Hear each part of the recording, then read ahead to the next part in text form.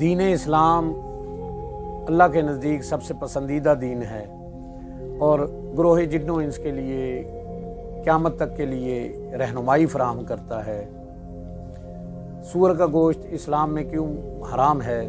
سور کا گوشت نہ کھانے کی وجہ تو یہ ہے کہ اللہ تعالیٰ اور اس کے رسول صلی اللہ علیہ وآلہ وسلم نے اسے حرام قرار دیا ہے، اس لیے ہم ان کے حکم کے پابند ہیں۔ یعنی یہ نس قطعی سے حرام ہے، اس لیے یہ نجس العین ہے۔ اس کے نہ کھانے کی کئی حکمتیں ہیں، جن میں سے پہلی حکمت یہ ہے کہ اس میں بہت گندگی اور بدبو ہوتی ہے جو اس کے نجس العین ہونے کی دلیل ہے۔ سور کا گوشت کھانے سے بے شمار غلیظ بیماریاں پیدا ہوتی ہیں، روحانی اور جسمانی، کیونکہ سور ایک بے حیا جانور ہے۔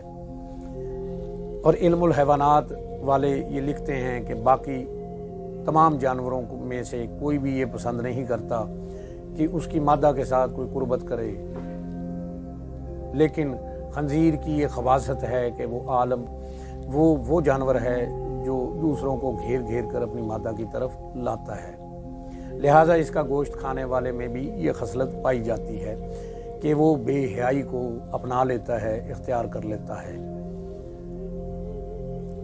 باقی اللہ پاک اور اس کا رسول بہتر جانتا ہے۔